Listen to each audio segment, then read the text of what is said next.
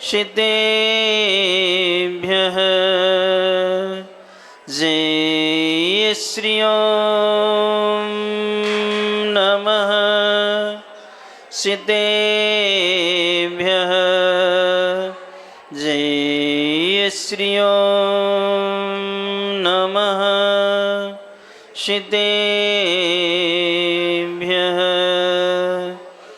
धैर्यमः सर्वे सुखाकरो इति करो धर्मं बुधासिन्युते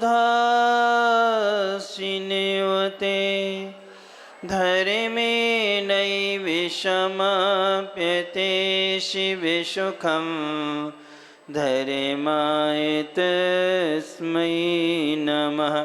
धर्माय तस्मै नमः।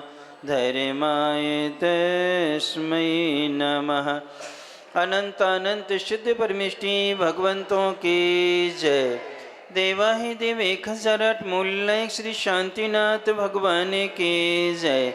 24 तीर्थंकर भगवंतों की जय। परमे पूज्य संत शिरोमणि आचार्य भगवंत गुरुवर श्री विद्यासागर जी महाराज जी की जय। परमे पूज्य नवाचार्य समय सागर जी महाराज जी की जय। परमे पूज्य मुनिवर अजित सागर जी महाराज जी की जय। परम पूज्य मुनिषि निराग सागर जी महाराज जी की जय। 2.5 द्वीप में 3 कम 9 करोड़ महामुनिराजों की जय। श्री विवेकानंद सागर जी महाराज की जय। धर्मश्री बंधु, किसी ने लिखा है वक्त सभी को मिलता है जिंदगी बदलने के लिए, लेकिन जिंदगी नहीं मिलती है वक्त को बदलने के लिए। अपन सबको पर्याप्त समय मिला है। जब सिद्धांत ग्रंथों की अपेक्षा देखते हैं, अनंत जीवों का उल्लंघन करने के बाद में अपने लिए मनुष्य पर्याय मिली है। कितने अनंत जीवों को ओवरटेक करने के बाद में हमें मनुष्य पर्याय मिली। अनंत काल बाद मिली। कब मिली? अनंत काल बाद मिली। अल्प समय के लिए मिली। कितने समय के लिए मिली? अल्प समय के लिए। ज़्यादा से ज़्यादा 100 या 120 वर्ष, इससे ज़्यादा कोई के आयु नहीं। 100 वर्ष भी चल जाए तो बहुत है। इतने कम समय के लिए हमारे लिए ये जीवन मिला हुआ है। अब इस मिले हुए जीवन में हमने अपने जीवन में कितना परिवर्तन लाए हैं। परिवर्तन 2 तरह से होता है। एक परिवर्तन व्यवहारिक दृष्टि से धन वैभव में वृद्धि देखी जाती है और आध्यात्मिक दृष्टि से संयम में वृद्धि देखी जाती है। हम आपसे पूछें, आपने जो तरक्की की है विगत वर्षों में, वो विषयानुराग के साधनों में की हुई है या पंच परमेष्टि की आराधना के साधनों में की हुई है? किसमें की हुई है? क्योंकि जब हम विषयानुराग आदि के विषय में देखते हैं तो जो आसक्ति के परिणाम हुआ करते हैं, आसक्ति जो होती है वो अमीरों की भी पूर्ति नहीं होती। किसकी? आसक्ति जो है उससे जो असंतोष उत्पन्न होता है, अरबपति व्यक्ति वो उसको पूर्ण नहीं कर सकता है। और आवश्यकता जो होती है वो गरीबी की भी क्या हो जाती है? पूरी हो जाती। किसकी? एक गरीब है उसकी भी क्या है? आवश्यकता पूरी हो जाती है। अभी तक हम अपन सब जो जीवन जिए हैं, आप लोग आसक्ति के लिए जिए हैं कि आवश्यकता के लिए जी रहे हैं? किसके लिए जी रहे हैं? आसक्ति के लिए जो जीवन जिया जाता है वो चारों कसायों से सहित होता है। वह दुख और दुर्गति का क्या है? कारण बनता है। और जो आवश्यकता के लिए जीवन जिया जाता है वो सुख शांति और सदगति का क्या होता है? कार्य हुआ करता है। इसलिए आचार्य महाराज ने एक दोहा लिखा है, सत्कार्यों का कार्य है सुख शांति मिले, सत्कार शांति मिले, दुष्कार्यों का कार्य है दुख दुत्कार मिले। यानी सत्कार्यों का यदि कोई कार्य तो शांति और सत्कार मिलता है, और यदि हम असत्कार्य करते हैं तो हमें दुख और दुष्कार क्या है? प्राप्त हुआ करती है। इसलिए हम सब अपने जीवन को थोड़ा सा सोचें। प्रायः आप लोग कह रहे हैं कि हम नए वर्ष में आए हैं, नया वर्ष तो अपना गुड़ी पड़वा पर या दीपावली से क्या होता है, शुरू होता है। लेकिन आधुनिक में, लौकिकता में अपन यदि अंग्रेजी पाश्चात्य संस्कृति से थोड़े से जुड़े हैं तो उसमें ठीक है, परिवर्तन हुआ है। लेकिन आप ये देखें, पिछली बार 25 में आपकी आसक्ति कितनी थी और 26 में आसक्ति कितनी है? यदि आपकी आसक्ति कम नहीं हुई है तो आप में क्या परिवर्तन आया? कुछ परिवर्तन आया कि नहीं? नहीं आया ना। तो अपने लिए ये कार्य करना है कि हम अपनी आसक्ति को कम करें। क्यों? जितनी ज़्यादा हम वस्तुओं का संग्रह करते हैं उतना सुख हमारा लॉस होता चला जाता है, और जितने ज़्यादा हम असंयमी व्यक्तियों के संपर्क में आएंगे उतनी अपनी शांति क्या होती है, समाप्त तो होती चली जाती। आज वर्तमान में असंयमियों के संपर्क में आकर के हम देव शास्त्र गुरु धर्म को क्या कर देते हैं, छोड़ देते हैं। किनको छोड़ते हैं हम? देव शास्त्र गुरु धर्म को छोड़ देते हैं, जबकि अंत में कम वही आएगा, क्योंकि कर्म सिद्धांत है। हम कर्म किसी के निमित्त बांधें, फल तो कैसे भोगना पड़ेगा? स्वयं को ही भोगना कि नहीं भोगना? हम आपका साथ दें ये कोई जरूरी नहीं, कोई साथ देता भी नहीं। इतिहास है ये कि जिसने जिन जिन के निमित्त से कर्म बांधा है वो उनके जीवन में कभी काम नहीं आया है। अर्थात जैसे रावण ने देखो अपनी बहन की बातों में आकर के उसने वो कार्य किया, हरण किया। इसके पहले उसके मन में कोई विकल्प नहीं था, कोई विचार नहीं था। लेकिन जब युद्ध हुआ कौन काम आया? कि वो चंद्रनखा सुपर्णखा काम आई क्या? काम नहीं। इस समय वो दुर्गति का पात्र, नरक में कौन साथ दे रहा है उसका? कोई भी साथ नहीं देता।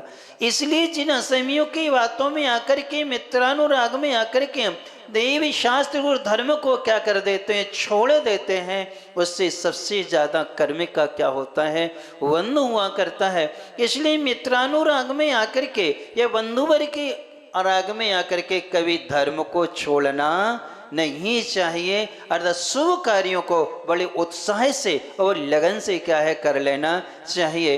एक छोटी सी बात आपको बताते हैं, पद्मी पुराण की बात है। बहुत सारी घटनाएं हैं। सीता जी गर्भस्थ अवस्था में हैं, दो दो बालक उनके गर्भ में है, और दोहला हुआ है तीर्थ वंदना का। और राम उनको कहाँ छुड़वाते हैं? घन घोर वन में छुड़वाते हैं, जहाँ सूर्य का प्रकाश ना पहुँचे ऐसे वन में पहुँचा देते हैं। किस कारण से? ऐसा कर्मी का उदय क्यों आया सीता के जीवन में? क्या कारण था? घटना 4 भाव पहले की है, जब सीता का जीव वेदवती की पर्याय में था, और वेदवती की पर्याय में अवर्णवाद करने के बाद में पश्चाताप प्रायश्चित करके उन्होंने जिन धर्म को स्वीकार कर लिया था और जिन धर्म पर अटूट श्रद्धा थे, और अटूट श्रद्धा के साथ में जब 500 मुनि महाराज का उस नगर में आगमन हुआ तो सारे लोगों में उत्साह था। उद्यान में मुनि संग रुक गया, सबने अपने अपने घर पर दूसरे दिन पड़गाहन की क्या करी, तैयारी की। वेदवती ने भी चौका लगाया, सारे तैयारी के। प्रातः काल का समय होता है, मुनिराज आहारचर्या को निकलने लगते हैं, सब अपने घर पर द्वारापेक्षण करते हैं। हे स्वामी नमोस्तु नमोस्तु की आवाज से सारा नगर गुंजायमान हो जाता है।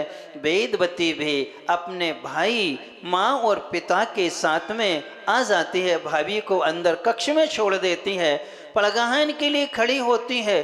उसी समय वहाँ की जो राजकुमारी थी अपराजिता, उस राजकुमारी से वेदवती की मित्रता थी। उस समय एक दासी आती है और वो कहती है कि वेदवती, राजकुमारी तुम्हें याद कर रही है, वन कीड़ा के लिए चलना है। कहाँ चलना है? राजकुमारी याद कर रही कि तुम्हें वन कीड़ा के लिए चलना है। जैसे ये कहा, राजकुमारी की बात को सुन करके वेदवती तैयार हो जाती है।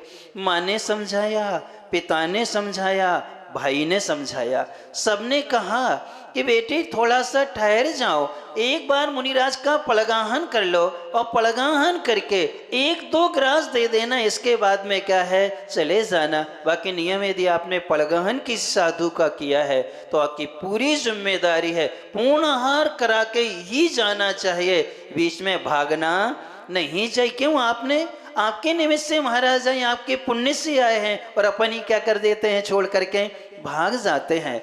ये कभी नहीं करना अपने लिए। तो ऐसे ही हुआ, और जैसे ही उन्होंने ऐसी व्यवस्था रखी, जब बहुत समझाया नहीं मानी और वो छोड़ के चली गई। कहने लगी माँ महाराज तो रुके हैं, कल पड़गहान कर लेंगे, यदि नहीं गए तो राजकुमारी क्या हो जाएगी, नाराज हो जाएगी। इतना सुना और वो चली गई छोड़ करके। उस समय का बंधा हुआ कर्म कब उदय में आया, कब उदय में आया? जिस समय उसको सबकी जरूरत है। गर्भ में तद्भव मोक्षगामी दो दो बालक हैं, उन सबके लिए आवश्यकता है देव शास्त्र गुरु की, धर्म की, पति की, सबकी आवश्यकता है। और राम ने उसे कहाँ छुड़वाया? घनघोर वन में छुड़वाया। इसलिए एक मित्रानुराग में एक शुभ क्रिया को छोड़ने से कौन सा कर्म बंधा? अब वो राजकुमारी क्या काम आई क्या?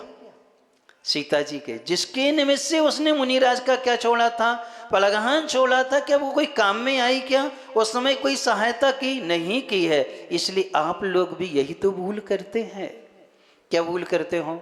सबसे पहले घर में कोई मेहमान आता है तो क्या छूटता है आपका? क्या छूटता है? धर्म छूटता कि नहीं छूटता?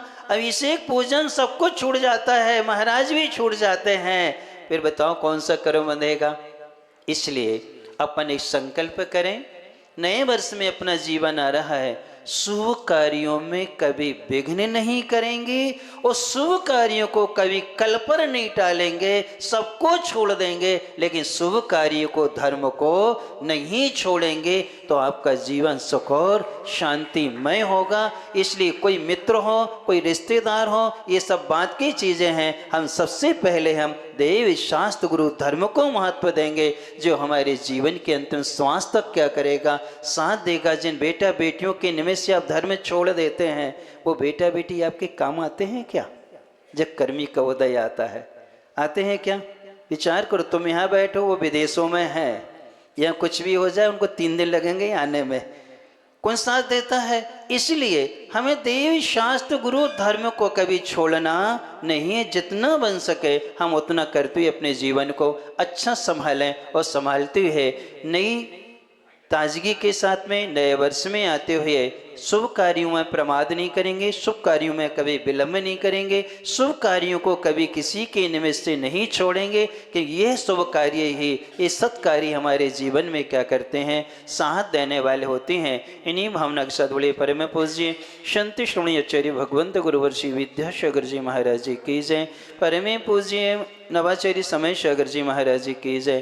परम पूज्य मुनिवर से अजीत सागर जी, नीराज सागर जी महाराज जी की जय। लक्ष्मी विवेकानंद